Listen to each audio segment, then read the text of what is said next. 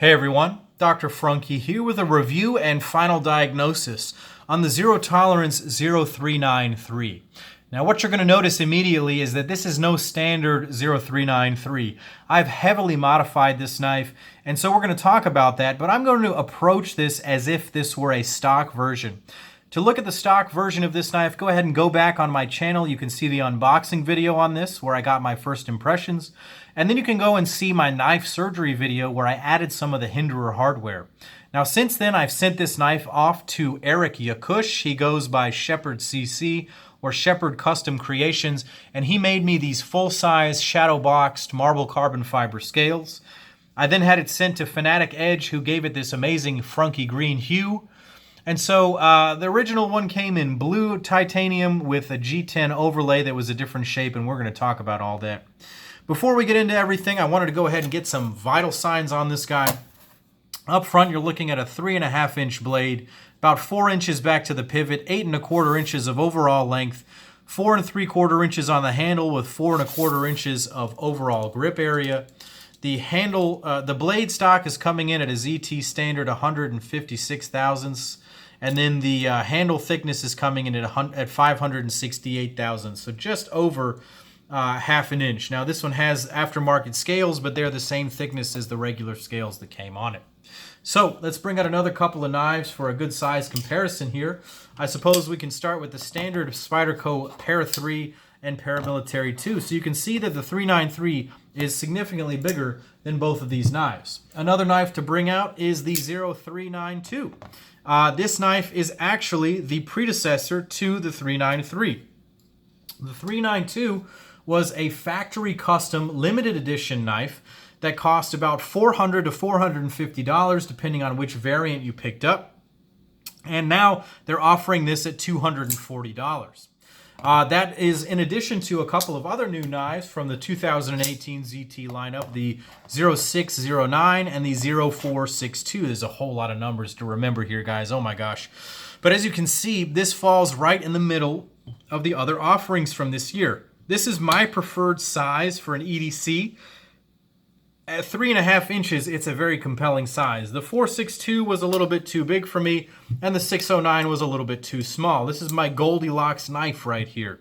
So we're going to go ahead and look at this knife and break it down anatomically and see why I like it so much. So up front is a blade of CPM 20 CV steel. If you know anything about blade steels, you know that 20 CV is among the very best steels for a folding knife. It is akin to Bowler's M390 and CTS 204P. Basically, it is highly corrosion resistant and it holds an edge like no other. And in my experience, this has worked beautifully. It slices really, really well. This is not the best apple slicing knife. It is a bit thick in the stock for that kind of cutting, but my type of cutting for my EDC tasks usually includes cutting paper, cutting rope, cutting cloth or gowns, or opening boxes. I'm not usually doing food prep with my knives. That I'll use a kitchen knife for. That has thinner stock. So really that's sort of a moot point in a lot of these arguments, but just be aware this has a bit of thick stock. So I like it because it means that the blade is very strong, it's very robust, and I like to carry a knife that I know I can flex into a self-defense role. You're going to laugh at me. Yes, that's ridiculous. No one should ever fight with a knife, and I am not encouraging anyone to ever use a knife for self-defense or attacking someone. That is the wrong thing to do. However, a knife is a tool. A knife needs to flex into the user's needs, and that is one of the things that I like to have a knife for, and I'm just going to be totally straightforward with that. So back to the blade itself, I really, really like this design. As you saw from before, the original 392s came with this sort of modified harpoon slicer grind. This is the harpoon spanto grind. Spanto being a combination of spear point and tanto introduced by Rick Hinderer, and so I really like to see that they made this homage to his design. While this doesn't provide much of a functional difference, these grinds are essentially the same thickness behind the edge.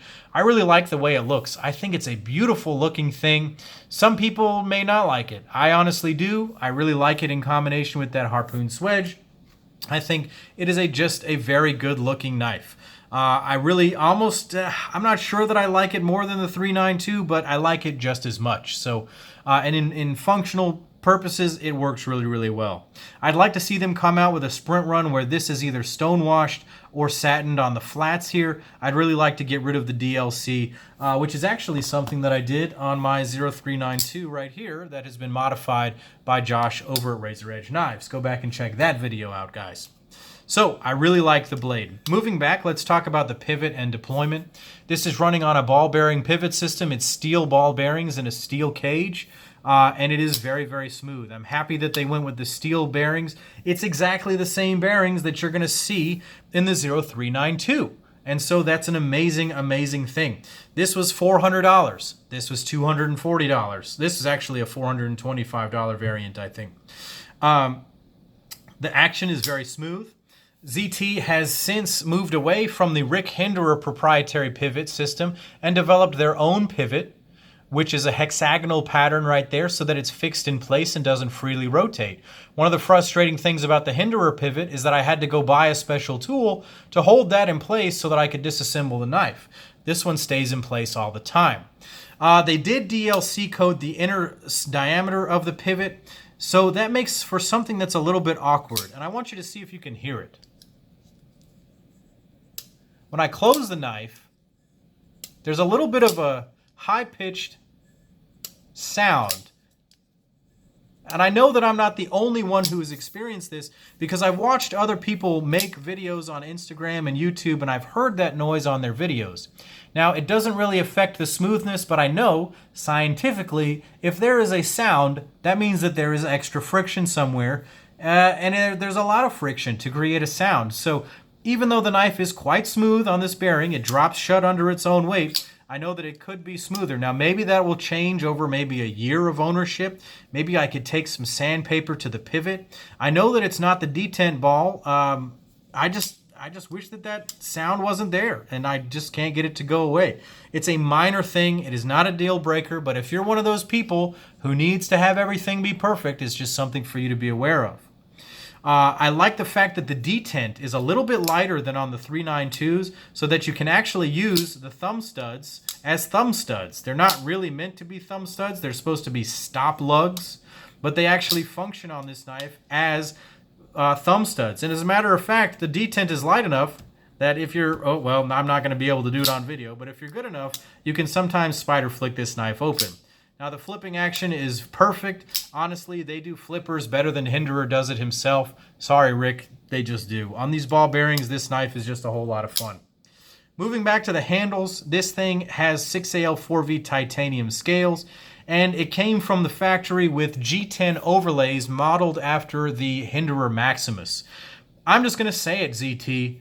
Get rid of those things. I know that maybe Rick said, let's make it look like the Maximus, and it pays homage to that knife, but it looks terrible. It just does. I don't like it. The reason you're not selling more of these knives is those overlays. People want carbon fiber. They want the fully shadow boxed version like this. This was done by Shepherd CC in this beautifully done marble carbon fiber. Rick Hinderer himself commented on my Instagram post about this knife that he absolutely liked it. And so do this, CT. Do this. 100% do this for the knife, and you will sell a whole lot more of them. This needs to be the fully shadow boxed version. I think Shepherd CC did an awesome job of this. This is now the knife that I envisioned it to be and what everyone wants it to be, a fully done carbon fiber scale. Because what these overlays allow this to become, it's still got a thick frame, so effectively it's a frame lock, but now it's got these overlays, so it becomes a liner lock. Now your finger can't mess up the lock bar tension. Now you can rest your hand on it and flick it open with your thumb, and the clip rides a lot smoother on top of an overlay than it does on a frame lock. The frame locks always have these little things right here, and so it makes it a little bit harder to get it in and out of the pocket. So what's my final diagnosis on this knife? This is Frunkey's favorite ZT of 2018. If I had to choose one of the 3 new models to recommend to people, absolutely I recommend this one. This one is modularity, where you can add this Hinderer hardware. You can get aftermarket scales, aftermarket anodization. I don't know if I mentioned this was done by Fanatic Edge, but this knife is just great. It's 98% of the 0392 for half the cost. So thanks guys for watching. Click like and subscribe and take